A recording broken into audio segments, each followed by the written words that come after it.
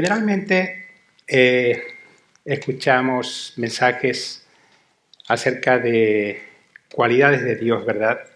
Encontramos de su amor, de su poder, de su gracia, de su perdón, de su fidelidad, de su provisión.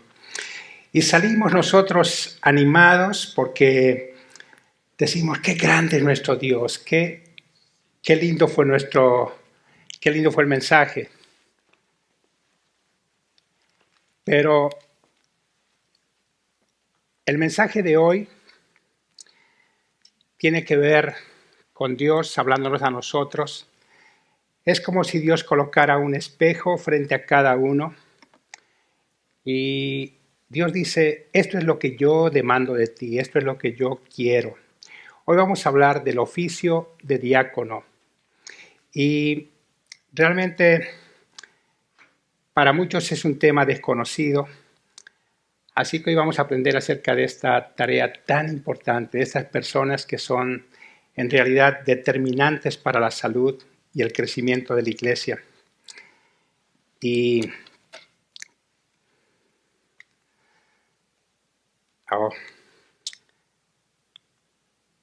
a ver.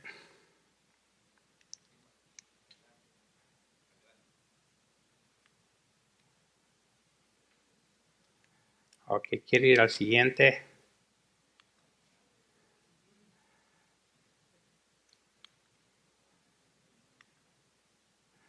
Un momentito, por favor.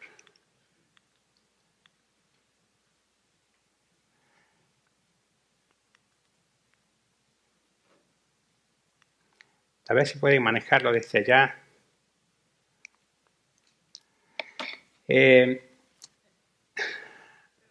Ahí está, a ver.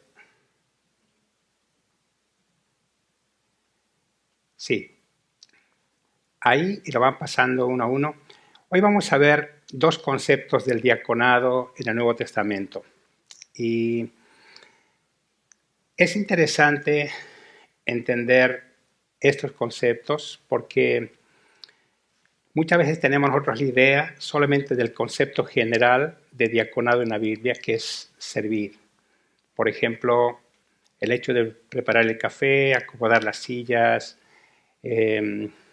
preparar el refrigerio, hacer muchas cosas, estar aquí en el grupo de alabanza, es un servicio. Y la palabra podría adaptarse y decir, es un diaconado lo que están haciendo. Cualquier cosa que tenga que ver con el beneficio de otros, hacer algo para que otros se beneficien, realmente es un servicio, un diaconado. Y el concepto general en la Biblia simplemente es servidor. Un diácono en el concepto general es servidor. El apóstol Pablo habla de él como un servidor, habla de Bernabé como un servidor. Entonces, ese concepto general de servicio se aplica a diferentes áreas. Ahora, hay un pasaje en la Biblia, Hechos capítulo 6, que es un pasaje tal vez clásico, tradicional sobre el servicio.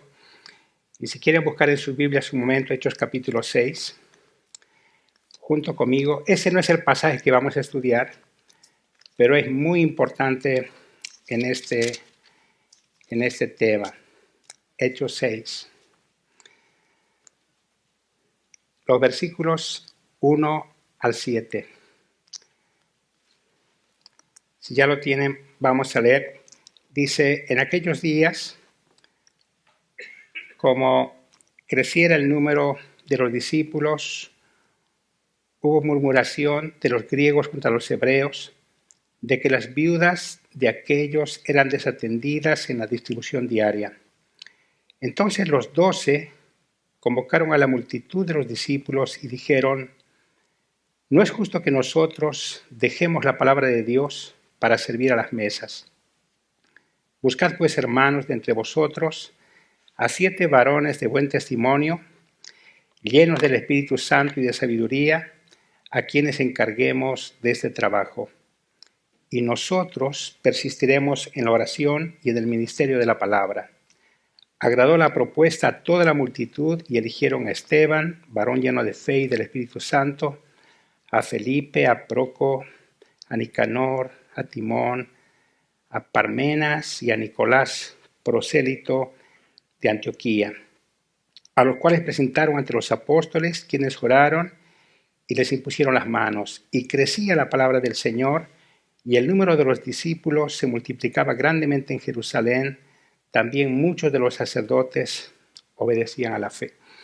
Este es un pasaje clásico que habla de ese primer término servidor en el sentido general. Es interesante que en Hechos 6 y en todo el libro de Hechos no aparece el oficio de diáconos. Este término es usado, este pasaje que habla de esos 7 hombres que fueron elegidos para servir las mesas. En el nacimiento de la iglesia había tanta gente que conoció al Señor. Con la predicación de Pedro se convirtieron 3,000, después llegaron a ser 5,000. Y uno va avanzando en el Nuevo Testamento y se da cuenta de que ya no se podía contar a la gente. Ahora imagínense a ustedes que había 12 hombres que estaban atendiendo todas esas cosas y de pronto comenzaron a haber problemas en la iglesia. Las viudas de los griegos estaban siendo desatendidas. Entonces es como que comenzó un cáncer terminal en la iglesia, la murmuración.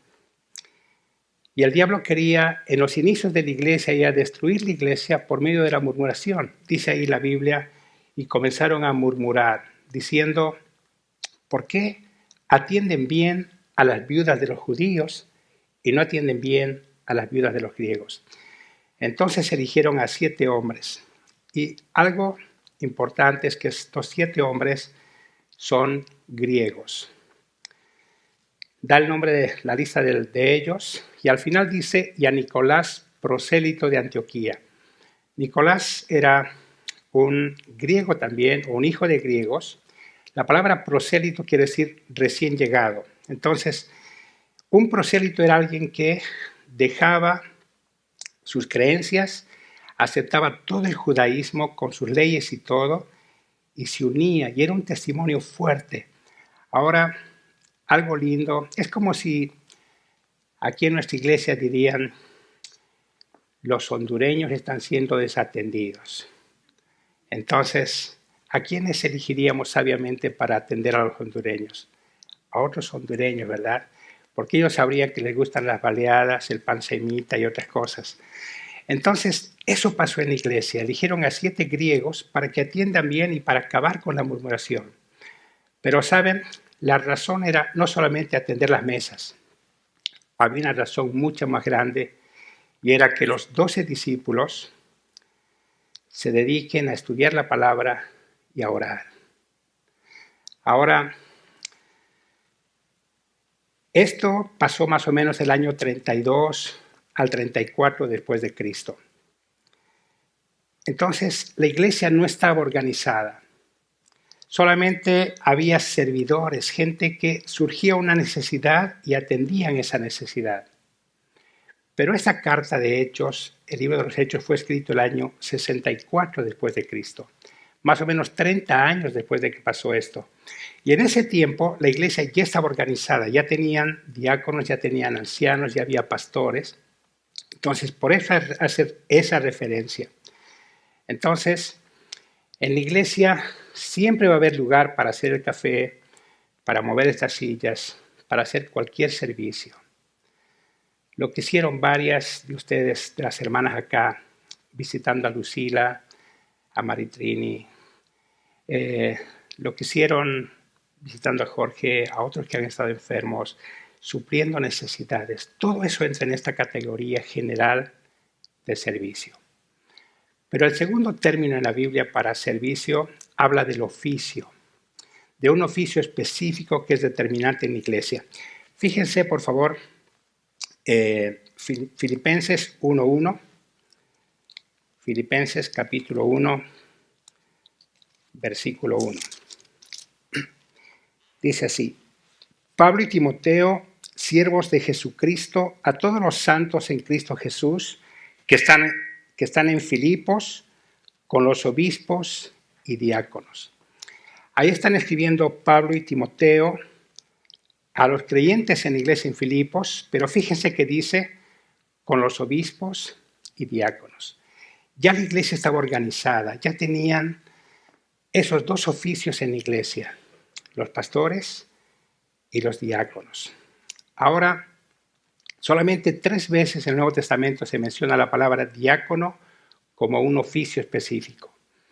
Y es Filipenses 1:1 y los 2 pasajes en 1 Timoteo 3 que vamos a estudiar ahora.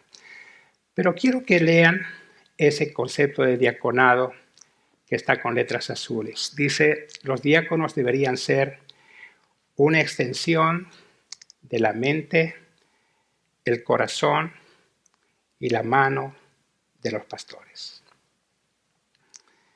Ese es un buen concepto del diaconado.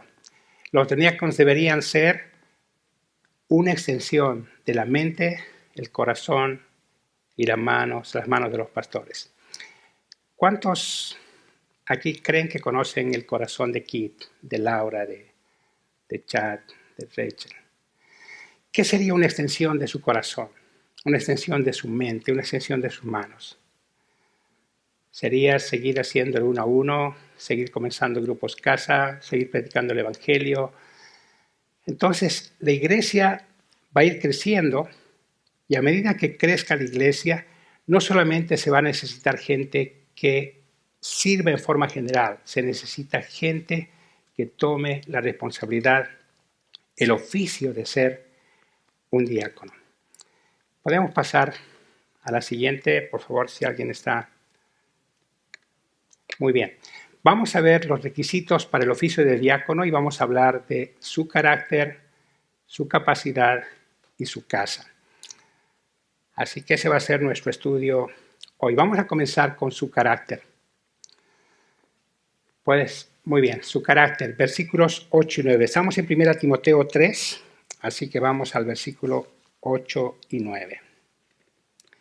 Dice, los diáconos asimismo deben ser honestos, sin doblez, no dados a mucho vino, no codiciosos de ganancias deshonestas, que guarden el misterio de la fe con limpia conciencia.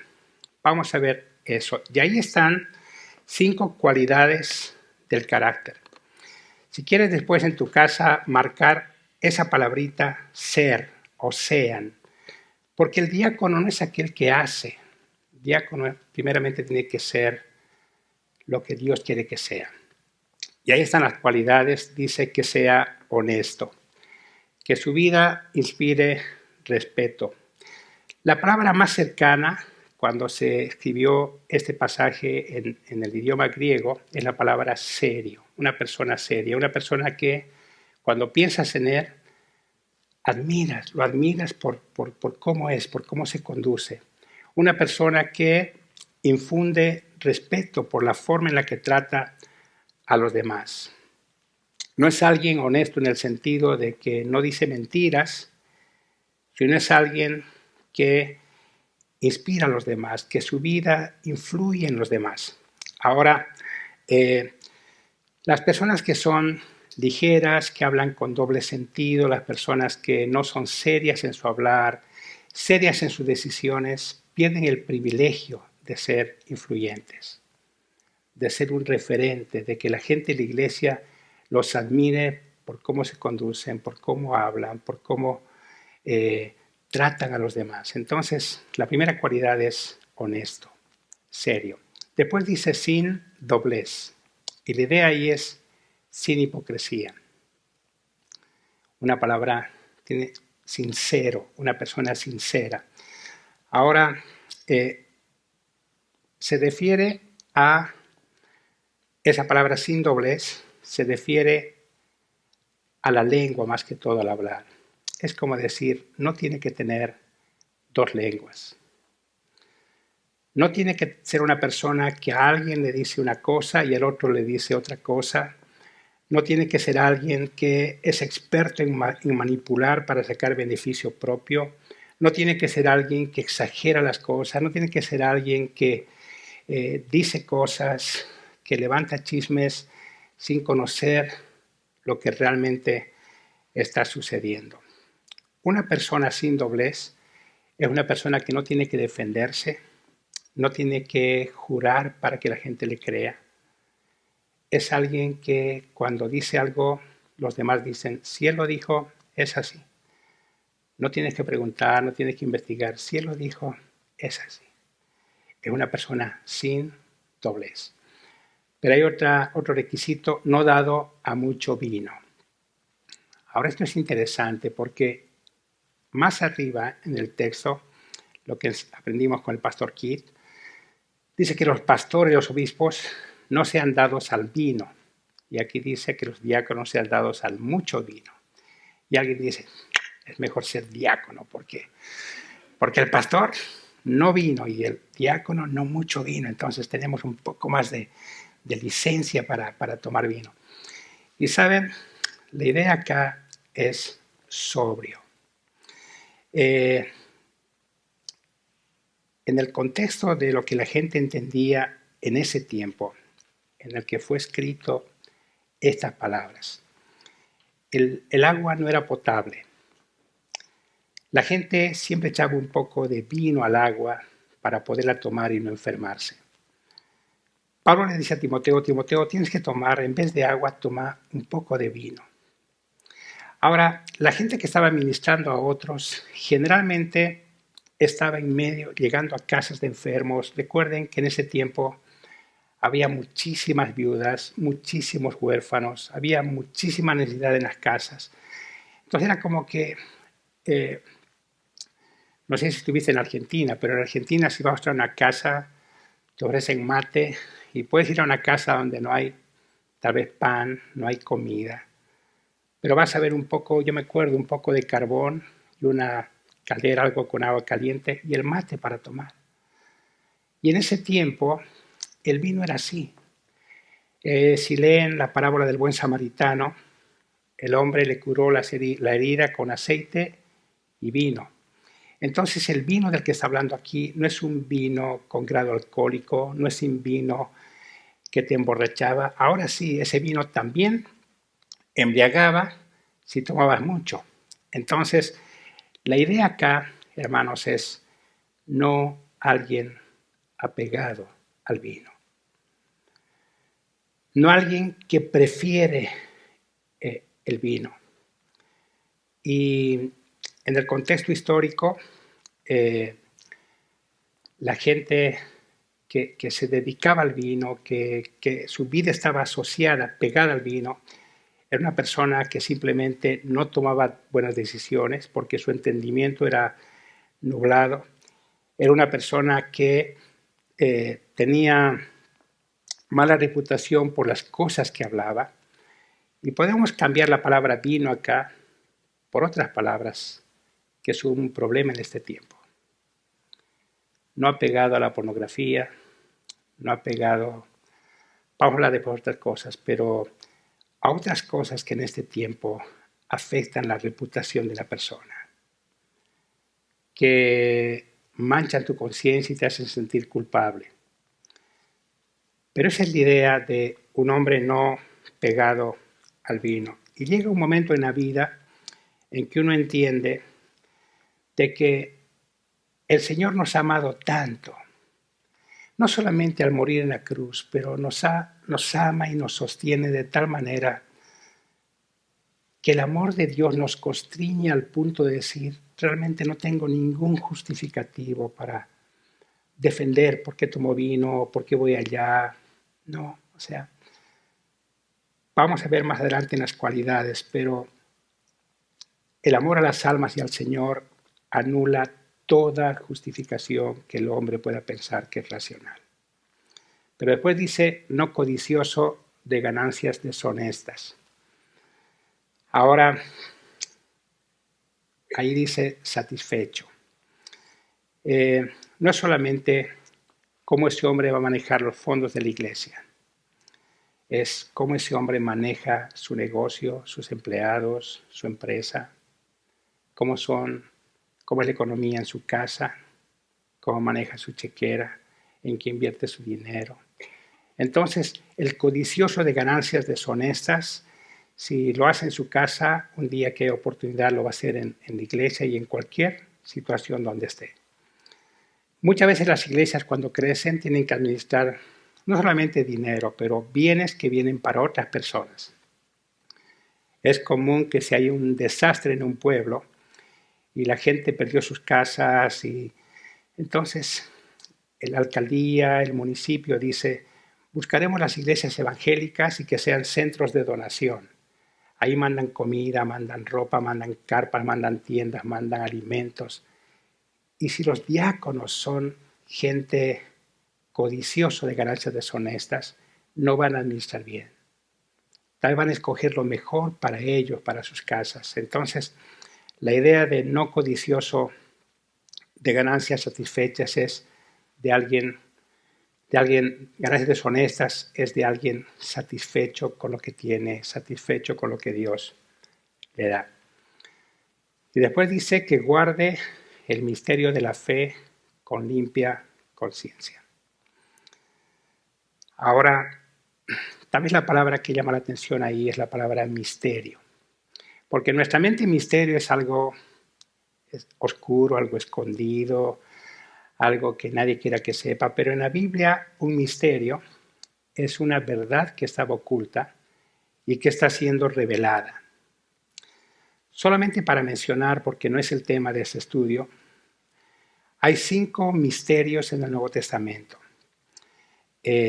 Si quieren tomar nota de los versículos, pero el primer misterio está revelado unos versículos después, en el versículo 16 de 1 Timoteo 3, es el misterio de la piedad. Y tiene que ver con la obra de Jesucristo. Grande es el misterio de la piedad. Dice, Dios fue manifestado en carne, fue justificado en el Espíritu, fue visto de los ángeles, fue predicado a los gentiles. Ese es un misterio, algo que estaba escondido antes, pero que ha sido revelado en ese tiempo. Pero otro de los misterios está en Efesios capítulo 3, versículos 4 al 6, y es el misterio de que la iglesia de Dios no era solamente para los judíos. Los gentiles estaban siendo incluidos en la iglesia, y eso fue un misterio siempre. Nunca había sido revelado hasta que Dios se lo reveló a Pablo, a Pedro. Entonces, ese es el otro misterio, y está en Efesios 3, 4 al 6. También hay otro misterio, que es el misterio del plan eterno de Dios, Romanos 16, 25 y 26. Y lo que ese misterio quiere dar a conocer es que Dios nunca ha improvisado las cosas.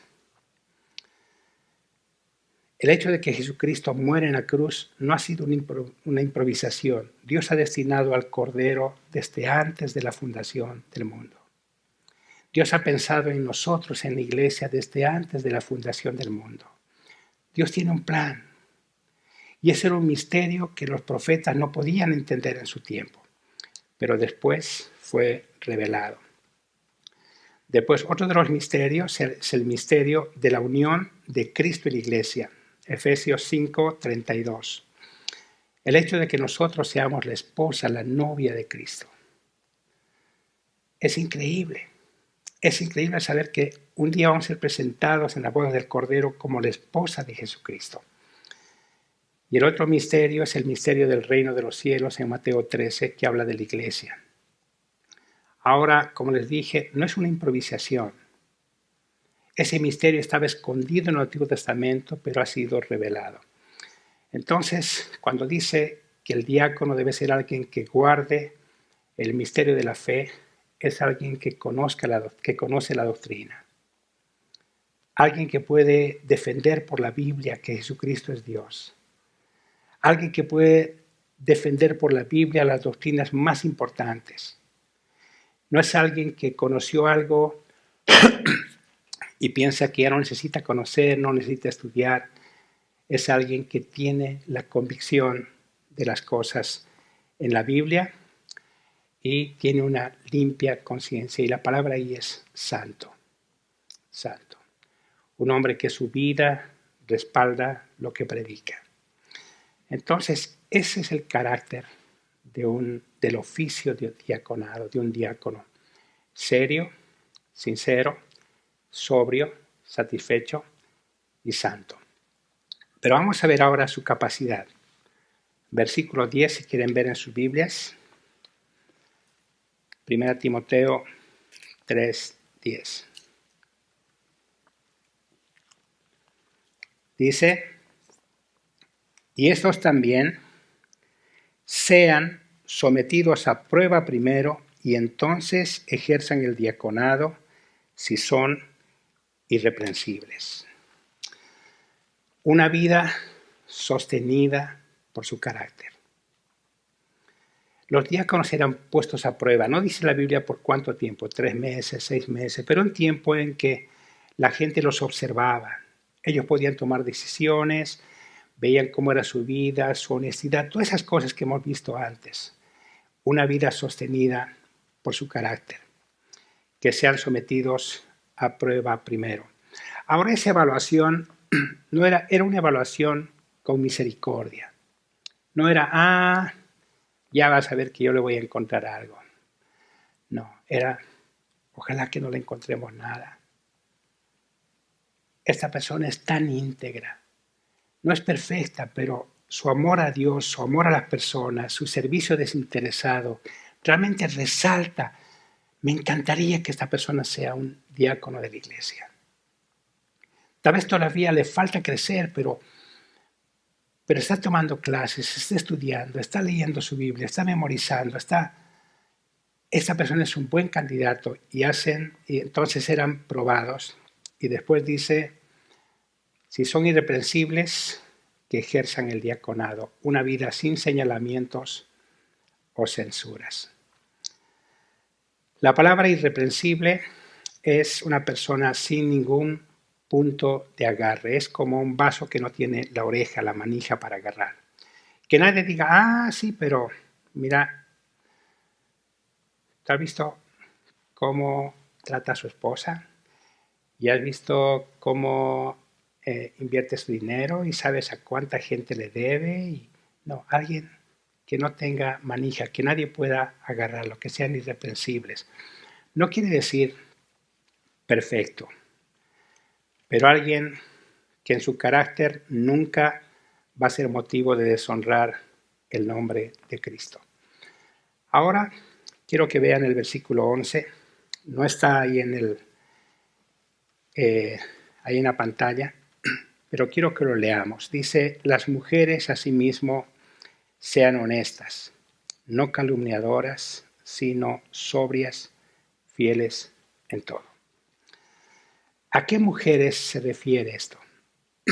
Se refiere a mujeres, a diaconisas, a mujeres que tienen el oficio de diaconisas. Varios escritores serios, estudiosos serios de la Biblia, creen que se refiere a mujeres, a diaconisas. Y piensan eso porque aquí dice, asimismo las mujeres sean, como introduciendo otro grupo y diciendo, si va a haber diaconisas, tienen que ser, y nombra los mismos requisitos de los diáconos. Y el otro argumento es que dicen, simplemente podía tener un pronombre posesivo y decir, las esposas de los diáconos deben ser así. Pero aquí introduce otro grupo y dice, las mujeres asimismo sean, y habla de estas cualidades. Ahora hay otros estudiosos también muy respetables que dicen que no hay un oficio de diaconisa, que esto se refiere a las esposas de los diáconos. ¿Y saben cuál es el argumento? Dicen que los diáconos nunca van a poder abarcar todas las necesidades de la iglesia si sus esposas no se involucran. Un diácono no puede visitar a una mujer sola, a una mujer viuda. No puede tener un ministerio con chicas adolescentes, pero su esposa sí. ¿Entienden? Entonces, ya sea que son diaconisas o son las esposas de los diáconos, estas son las cualidades que deben tener. Y algo que no hemos visto es la palabra no calumniadora. Saben que la palabra calumniar en el griego es diabolos. ¿Saben qué dice? Que no sean diablas. Ahora, qué fuerte, ¿cómo es eso? ¿Cómo una mujer puede ser diabla estando en la iglesia? Y la idea es que no tenga su lengua para calumniar, para bajar la reputación de otros, que no sea alguien que lleve chismes, que esté inventando historias. Solamente quiero mencionar,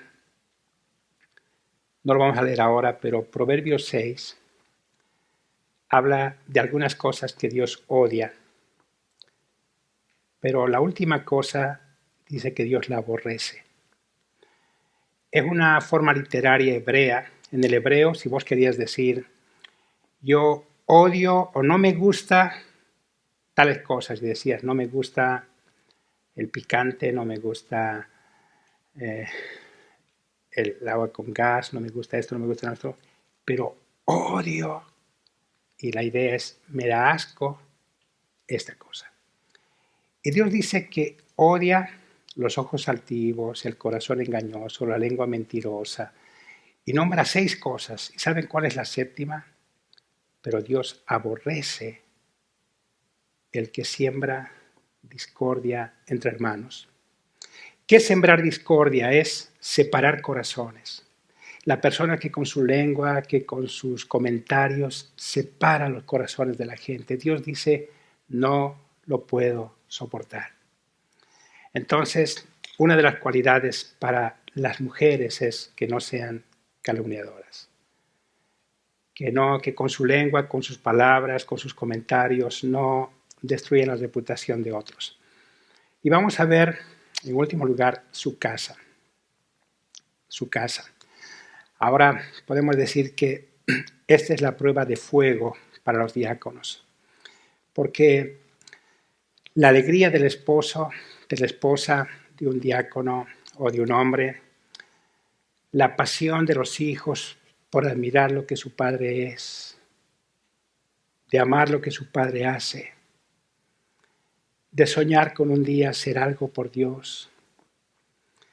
La idea de que los hijos vean a sus padres algún día arrodillados orando por él, memorizando versículos, leyendo la Biblia.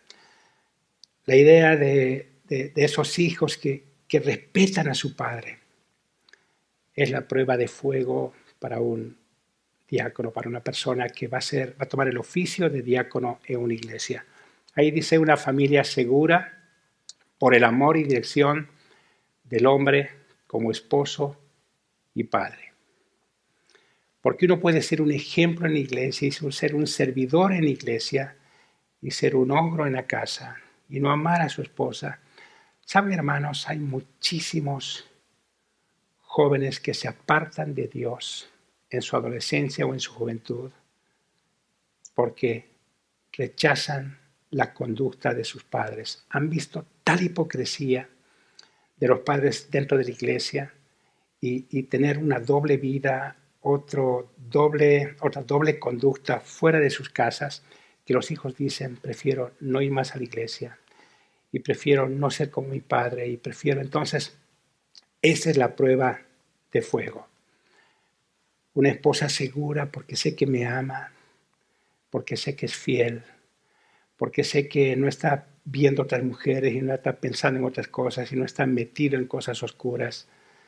Es totalmente confiable, puedo descansar en él, no importa dónde esté. Es un hombre considerado que está pensando en mí, que si llega tarde me llama y si pasa algo está pendiente de mi vida. Y los hijos felices porque tienen un padre que ama el hogar, que ama a su mamá, que ama a Dios, que no va a negociar sus principios porque ama a Dios. Así que vamos a pasar a la otra diapositiva ya para terminar. Quiero que se fijen en 1 Timoteo 3:13 en sus Biblias. Dice, porque los que ejerzan bien el diaconado ganan para sí un grado honroso y mucha confianza en la fe que es en Cristo Jesús. El resultado del servicio fiel de un diácono es dignidad y estabilidad. Dignidad porque es un hombre que admira, que infunde respeto, admiración. Y estabilidad porque es una persona que tiene paz en su interior, que tiene contentamiento, no por las cosas superficiales, por las cosas pasajeras, agradecido con Dios por todo lo que ha hecho y por cómo está bendiciendo su familia. Quiero que veamos la siguiente imagen. Ese es un guardia de honor de la tumba del soldado desconocido. En esa placa de mármol atrás dice: aquí yacen los restos de un soldado americano, y abajo dice: conocido solo por Dios. Es la tumba de un soldado desconocido. Ahora, ese guardia que está allí con esa ropa azul es un guardia que ha pasado por tantas pruebas para llegar a ser un guardia de honor. Uno de los requisitos es la estatura. No puede tener cualquier tamaño, no puede la estatura, el peso. Pero otra cosa es que tiene que tener una vida militar increíble. Son de un solo cuartel, el cuartel que se llama Arlington, el lugar. Y ese traje azul tiene que estar sin manchas, sin arrugas. Dice que ellos tienen que memorizar toda la historia, tienen que saber toda la historia memorizada, sin errores. Dice que esos hombres aprenden, practican a dar 21 pasos en cierto tiempo y a esperar 21 segundos para girar. No pueden equivocarse, no puede ser cualquiera. Y saben, esos soldados están 24 horas haciendo guardia la tumba de un soldado que ha dado su vida por Estados Unidos, pero que es desconocido. No se sabe su nombre, su apellido, su procedencia. Por eso dice, conocido por Dios. Ahora, hay una frase que quiero que presten atención.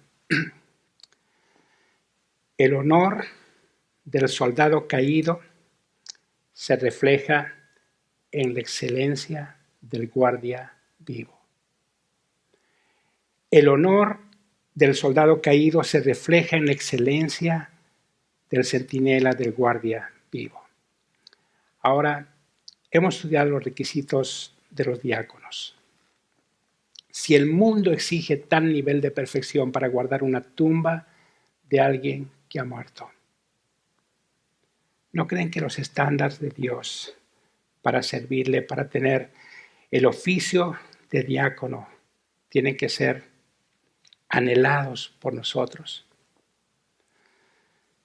Los diáconos deberían ser los guardias del honor de Cristo, los guardias de honor de Cristo. Entonces, como conclusión, quiero hacerles dos desafíos. Podemos pasar la página. Primero, el primer desafío: ¿tomarás el desafío de orar por diáconos en impacto? ¿Tomarás el desafío de orar por diáconos en impacto? Ustedes saben que Kit y Laura, Chad y Rachel ya no tienen otra noche más para hacer el 1 a 1 con alguien. Ya no puede abrirse otra vida de éxito porque no hay más noches en la semana.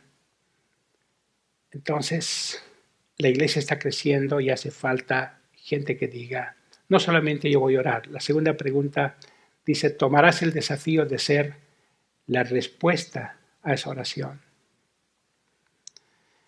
Los discípulos un día oraron, dice, oraron, Señor, la mies es mucha, envía obreros a tu mies.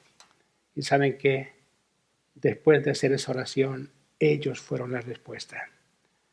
Porque ellos tuvieron que ir, tuvieron que evangelizar, tuvieron que dar su vida por Cristo. Pero cuando ellos estaban cumpliendo su ministerio, hay un versículo en la Biblia que dice, estos que han dado la vuelta al mundo, que han puesto el mundo de patas arriba, están aquí. Y saben, cada iglesia necesita no solamente gente que haga el café, que prepare las mesas, que reparte el boletín. Necesita gente que diga, yo quiero ser un diácono. Yo quiero tomar el desafío de ser esa persona seria, esa persona sobria, esa persona sincera, esa persona satisfecha, esa persona santa. Yo quiero ser esa persona que mi vida sea sostenida por mi carácter. Yo quiero ser esa persona que cuide mi hogar como Dios quiere que cuide. Yo quiero ser el guardia de honor de Cristo en la tierra. Así que ese es el desafío. Vamos a ponernos de pie y vamos.